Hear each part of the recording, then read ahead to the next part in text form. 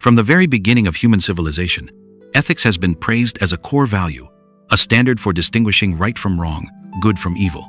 But is morality really as noble as we believe? Or is it just a made-up concept to control and direct human behavior according to the deeper goals? Friedrich Nietzsche, the great philosopher of the 19th century, challenged this notion by calling morality slave morality, a system created to protect the weak and bind the strong. Meanwhile, Sigmund Freud argues that morality is not a voluntary choice, which is part of the superego, socially implanted in people's minds from a young age. The question here is morality a real value, or just a mask worn to hide the primitive instincts of man? In different periods, behaviors that were once considered moral become unethical, and vice versa. So morality is not immutable. Since the Middle Ages, obedience to the church has been considered a virtue. But today, resistance and freedom are praised again. In some cultures, sacrifice for the good of the group is considered moral. But in today's societies, individual rights come first. Is morality a sacred value? Or just a tool created to direct behavior toward the benefit of a group of people? A primitive world where people have no language, no rules, and there is no concept of right or wrong. Ethics, as we know it today, is not something that has existed since the appearance of man. It is a product of evolution, built by the needs of human survival and development. In nature, animals have no concept of morality. They only have instincts: eat, survive, and reproduce. But when humans began to live in herds, instinct alone is not enough. The existence of a community requires order, a form of conduct to reduce conflict and protect common interests. For example, sharing food does not stem from charity, but comes from the need to maintain peace, to maintain stability within the group. Repetitive behaviors, accepted and rewarded by the community, gradually becoming the norm. This is the beginning of the concept of ethics, not from the principles of the statute, but from the practical need to survive. As small communities grew into societies, power emerged. When power comes, morality from a set of unwritten agreements gradually becomes a tool shaped by the powerful to maintain order according to their will. The ruler not only controls resources, but also controls consciousness. Ethics then becomes a designed system to protect the interests of the ruling class. For example, in feudal times, absolute loyalty to God is considered a virtue, while protesting was subjected to unethical torture. So that's what ethics really is. Or just a way to protect the power of the leader. Religion also plays an important role in creating and reinforcing ethical concepts. Major religions such as Christianity, Islam, and Buddhism has brought clear codes of conduct. This creates the feeling that morality is sacred and inviolable. But is this really for the benefit of humanity? Or just another way to maintain the power of religious organizations? Although often associated with the sacred and immutable, actual ethics are constantly changing over time. Reflect social change and the forces that govern it. For example, in ancient times, slave ownership was considered moral, but today it is considered a crime against humanity. In contrast, actions such as fighting for equal rights, once considered immoral, now celebrated as a symbol of progress. However, ethical conflicts has always existed between cultures. What is considered ethical in a place might be considered unethical elsewhere. For example, in some cultures, protecting family honor can justify acts of violence, but in other cultures, this is completely unacceptable.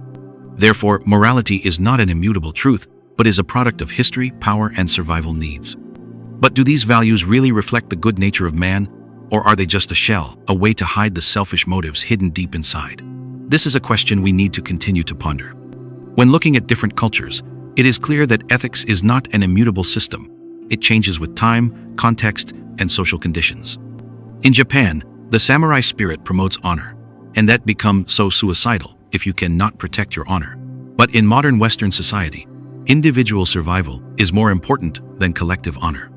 Some cultures value sacrifice, some unruse for family or community. Meanwhile, Western societies emphasize individual freedom and interests. This difference also extends to specific standards. In Western societies, women's rights are seen as a symbol of progressive morality. But in many conservative cultures, female submission is still considered traditional morality. If morality is not uniform globally, can it be considered a universal value? Or is it just a product of cultural systems and different powers? Contradictions in the concept of morality also clearly shows between individual and collective interests.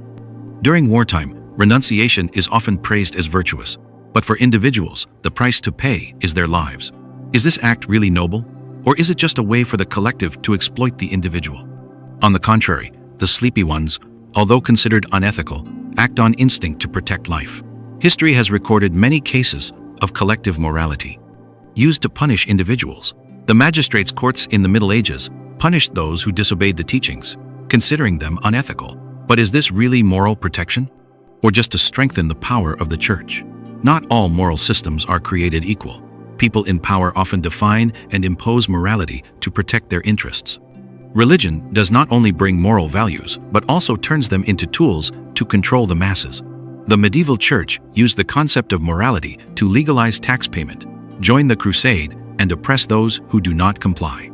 In today's world, morality is sometimes used as a political weapon. Military intervention in other countries is often justified as protecting human rights. But is the real motive moral, or is it just a way to consolidate international power? In the age of media and social networks, man does not live only to do the right thing, but also have to look right. This puts enormous pressure on the individual.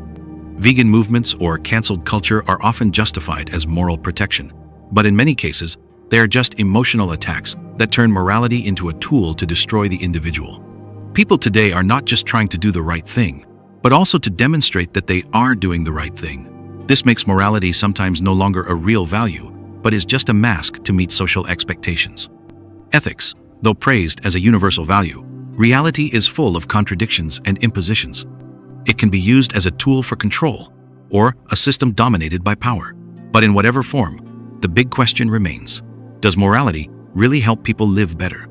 Or is it just a way for humans to control each other? Friedrich Nietzsche, one of the most controversial philosophies in history, not see traditional morality as a noble value. For him, morality is not a universal truth, but a tool designed by the weak to control the strong.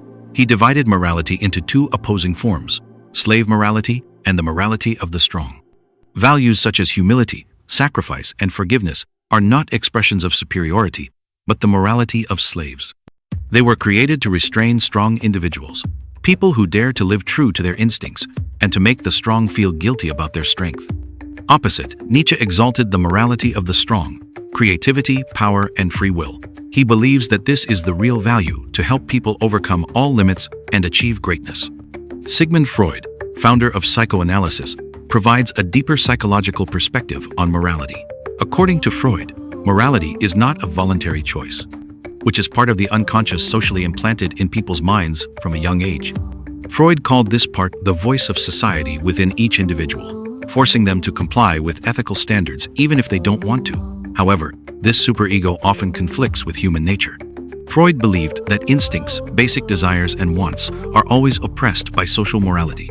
This repression leads to psychological stress, and sometimes those tensions explode into behavior that society considers unethical. For Freud, morality is not an intrinsic value, but is a social imposition to maintain order, sometimes at the expense of personal comfort and happiness. Unlike Nietzsche and Freud, pragmatism takes a more flexible approach to ethics.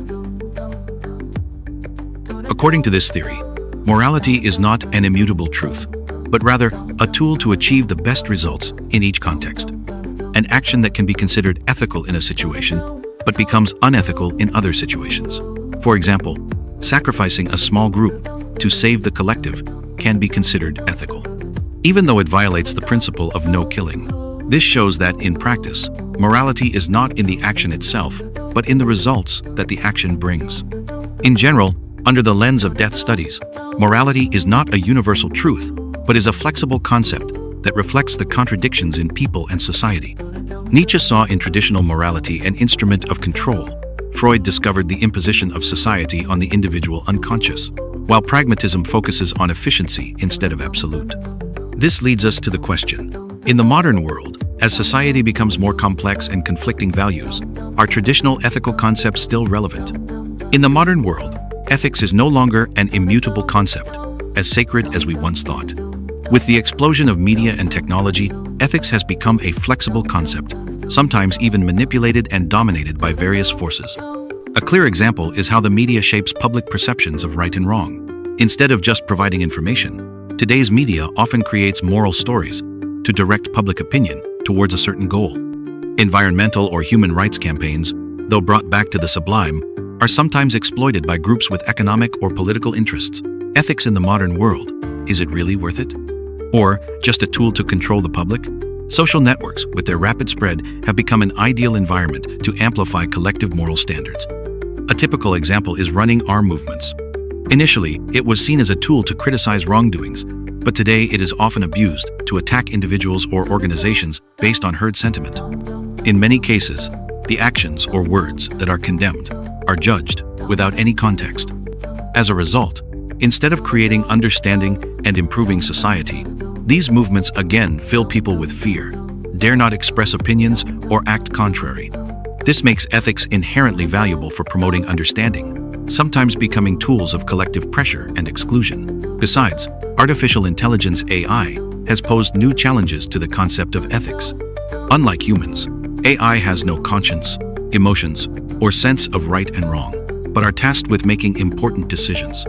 A self-driving car must choose between saving the driver or avoid causing accidents to others. How does it make choices? What ethical rules will be programmed into AI? And whether they are appropriate to all socio-cultural contexts. In addition, AI is also used to monitor and manage human behavior. So does this violate personal freedom?